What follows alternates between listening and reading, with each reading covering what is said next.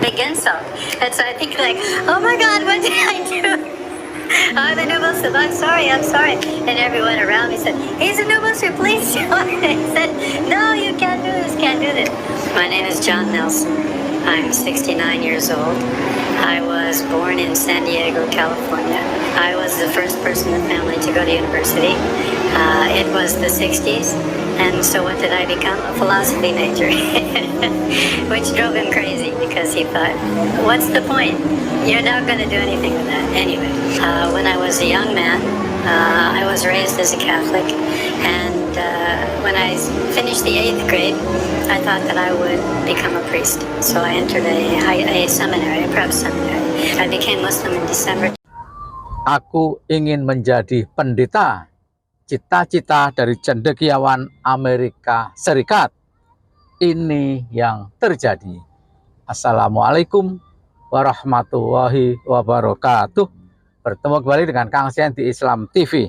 Ya para sobat, ada kisah yang sangat menarik yang harus kita ketahui, di mana warga Amerika Serikat ini datang dari keluarga yang sangat taat beragama Katolik. Dan untuk membanggakan keluarganya, warga Amerika ini bercita-cita, aku harus bisa menjadi pendeta. Tapi karena orang ini cerdas, bukan pendeta yang diraihnya, tapi justru menjadi seorang muslim. Bagaimana kisahnya? Kita saksikan. A big insult. And so I think like, oh my God, what did I do? I'm a new Muslim. I'm sorry. And everyone around me said, he's a new Muslim, please join. I said, no, you can't do this, can't do this. My name is John Nelson. I'm 69 years old. I was born in San Diego, California. I was the first person in the family to go to university. It was the 60s. And so what did I become? A philosophy major, which drove him crazy because he thought, what's the point? You're not going to do anything with that. Anyway, when I was a young man, I was raised as a Catholic. And when I finished the 8th grade, I thought that I would become a priest. So I entered a seminary, a prep seminary. I became Muslim in December 2010. Two experiences which happened to me they were wake-up calls in the middle of the night. I was sleeping, I live alone, and in the middle of the night I heard a voice, a very loud voice, and it was in English, and it said, pray. And I thought, this has not happened to me before, so I thought, okay. And then in my mind I just said, I don't know how to pray. And the voice again said, in English, pray. And then two thoughts crossed my mind. One of them was, I believe, and the other one was, I submit. Just thoughts. So I closed my eyes and I went back to sleep. 4 weeks or 5 weeks later, same thing. Middle of the night, I hear a voice, and the voice this time says, read. And there happened to be a copy of the Quran on my bed table. One that someone from work had given me after I first came to the UAE. And I used to read it and look through it at night and kind of transition between being my work day and then going to sleep. That's all I used it for. And then after a while I stopped reading, so I just set it there.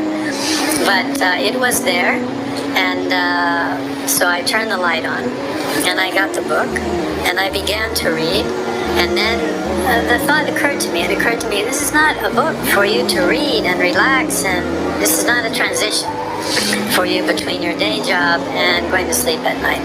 There is something in this book, and you need to read this. And that's what the whole purpose, that's why this book is here. This is the beginning of our adult relationship with God, with Allah subhanahu wa ta'ala. This is where we recognize who we are and who He is and what our relationship is with Him.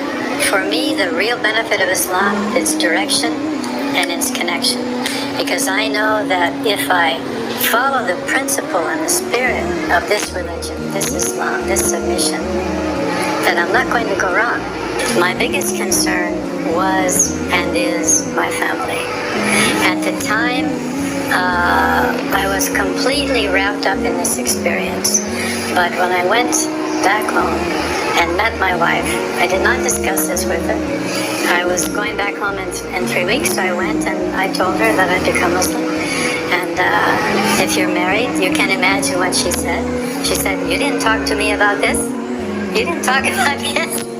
I said, "It's not something that I can ask your permission for. Just as if when your relationship with God, I cannot say don't do that." What Islam has taught me that everything has its time. It's not a time of your choosing. It's not a time of my choosing. The opening is from God. So if our heart is open and our mind is open, then it can come to us. If it's closed, then it's not going to come.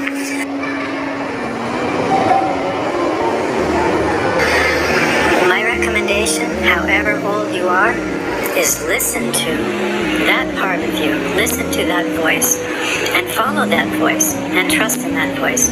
Because the person who's giving that voice the words that calling you is the God that created you. You have to find inside that connection. You make that connection with yourself and with the God that created you, and then you will be connected with everything around you, including your family.